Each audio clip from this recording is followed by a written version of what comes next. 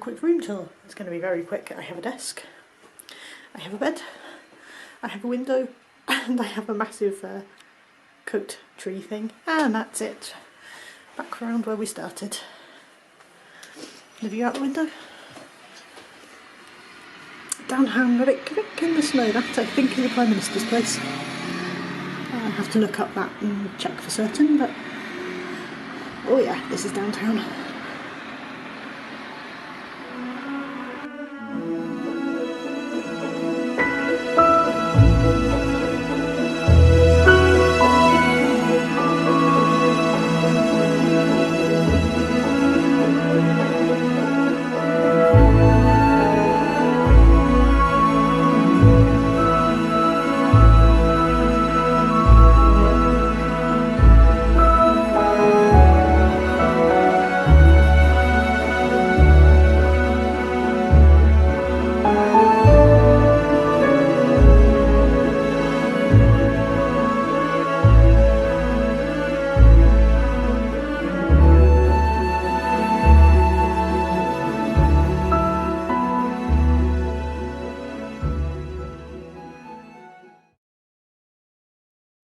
Welcome to my office 7 months after that trip. The reason it's taken so long to edit that is because I knew even at the time that I hadn't filmed enough, so you're going to see me popping up throughout this series to explain what's going on. So I arrived in Reykjavik in the middle of the afternoon. Well, I arrived at the airport in the middle of the afternoon. I lost an hour waiting for the airport bus because I booked the one that only goes once an hour instead of the one that goes as soon as it's full, and I arrived 2 minutes after it left. And then I arrived at my hostel. And most people probably go out in the city. They go out to a restaurant or a cafe, or just, you know, go and get some food, go and get settled. I went to the 10-11, or no, I probably went to the Bonus or the Kroner actually. I went to a supermarket and got some snacks to last me the evening. And then I went down to the pool. Sundhöllin is Reykjavik's oldest pool. It's really conveniently located right in the middle of the city. And although its main pool is a pretty cold indoor one, it had a big extension built in 2016, 2017, big outdoor pool, so it's a really nice place to spend an evening in the hot water. So that's what I did. And we'll see you in the morning. Good morning, I am in Iceland. I arrived last night, went straight to the swimming pool, and yeah, this morning going out and about in Reykjavik. I showed you my room last night very quickly, but let's have another look. I don't know why I'm putting myself right in the middle of it. There we go, that's my room.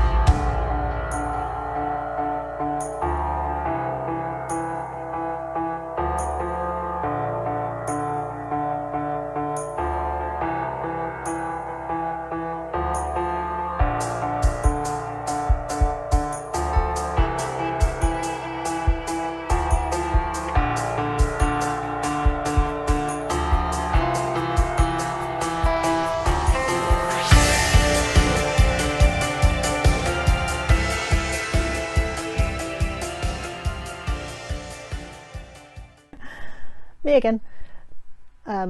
Some more details to fill in. I did film this at the time, but it was very dark in my room where I did it. You can't really hear me, and also I was very angry, so we're going to do this all again, but more zen. So Saturday night I was supposed to do a Northern Lights trip out to Lagoon Fontana, which is a really nice hot spring. It's very quiet, it's very small, it's very peaceful. You cross your fingers you're going to see the Northern Lights from the hot water, but you don't. You do a little chase on the way back. Anyway, it was never going to happen because it was cloudy, but it was still going to be nice in the pool. But there was a mess. I got picked up by the wrong shuttle bus. I don't even know how that happened. I knew at the time it probably wasn't the right bus, but I was getting desperate because my bus hadn't turned up and it was only like 5 minutes till the bus left. I think you see where this is going. I missed the bus. If I'd been on the right shuttle bus, I'd have really missed it. Anyway, I was at the BSI, which is Reykjavik's main tourist bus station. You get off your shuttle bus and you get onto your tour bus. My tour bus had gone, obviously. Very nice lady there who went, "The bus is gone, you're late, your fault."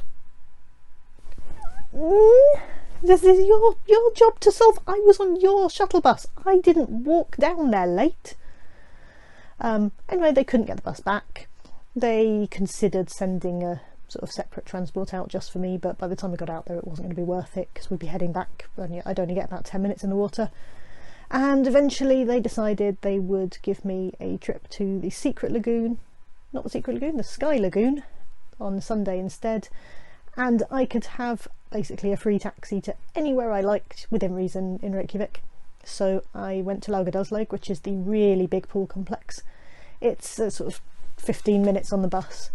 It's a bit of a walk, so I probably wasn't going to go there on my own, but I got a free taxi, so I went out there.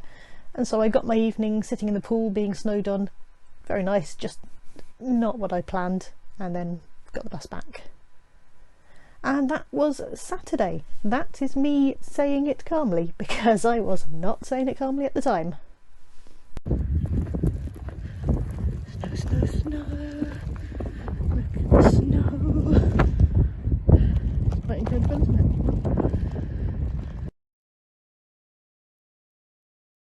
I didn't forget to do a video for Sunday, but it just didn't seem worth it. It would have been about 30 seconds long, and 28 of those seconds would probably have been me complaining. So let's do a quick catch up and I'll throw in what clips I have got. So Sunday started badly. I didn't sleep well because I was still angry about the mess Reykjavik excursions had made the night before.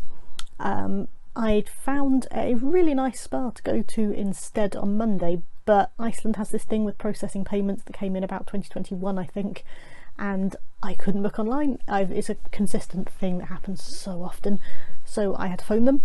I'm a millennial. I hate phoning people. I hate phoning people who are going to answer the phone in Icelandic.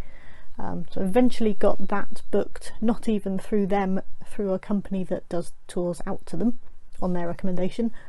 And then I went to the Reykjavik City Museum, which has got a longhouse that's been there since somewhere around the 10th or 11th century.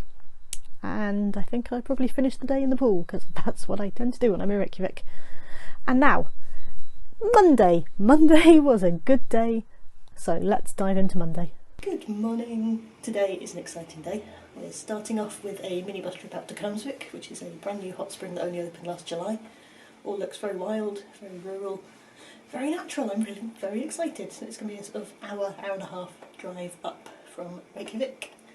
And then this evening I'm going to the Sky Lagoon, which was not in my plan, but I don't know whether I'll have skipped it when I make this video, but I was supposed to go to Fontana on Saturday and I didn't, so I'm going to the Sky Lagoon instead.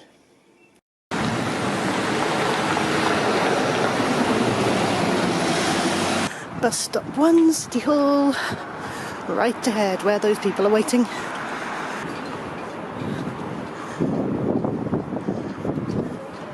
None of you in this bit today? No, probably warm around there, isn't it?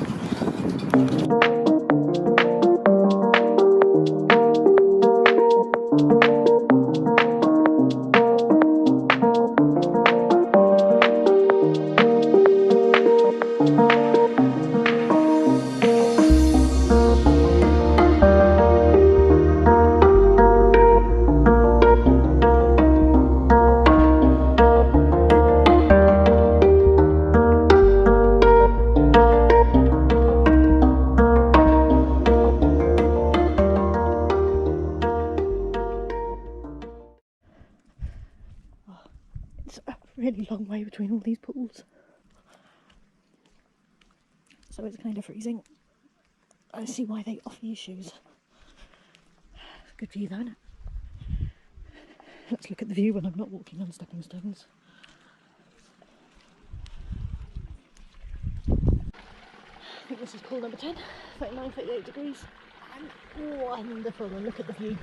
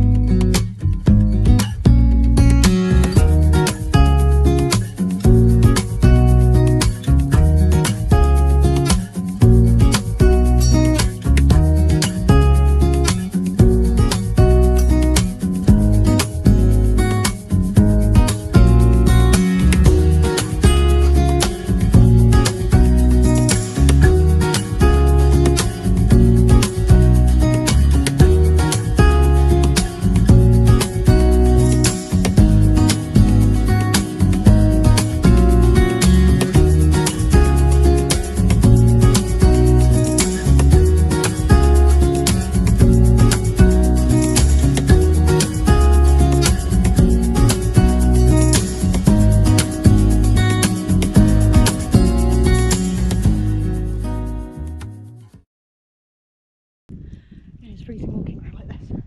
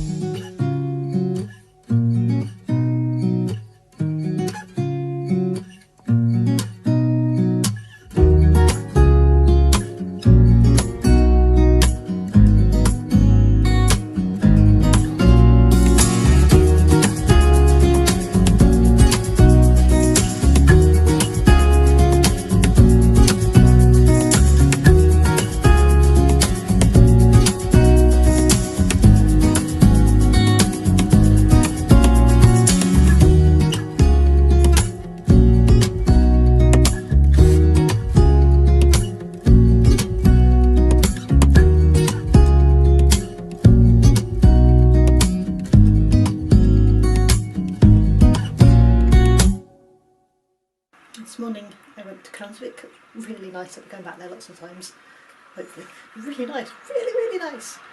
And this evening, an hour or so, maybe less than that, I am setting off for the Sky Lagoon, which is the replacement for going to Fontana on Saturday.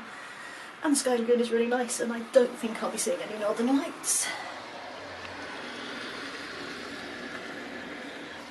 But you never know, the cloud might clear up. And it's not too bad over in the distance, but I'm going that way. Anyway, yeah, Hvammsvik, really nice. Sky Lagoon is going to be really nice.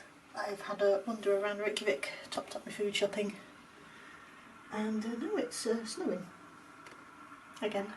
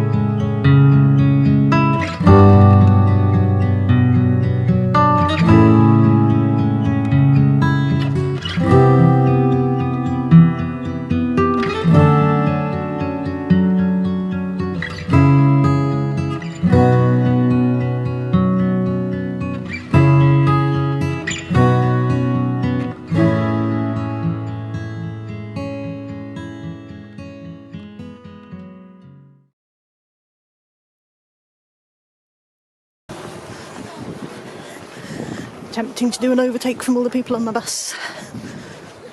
The Sky Lagoon was very good, it was very pleasant. It's always very nice, just really nice pool.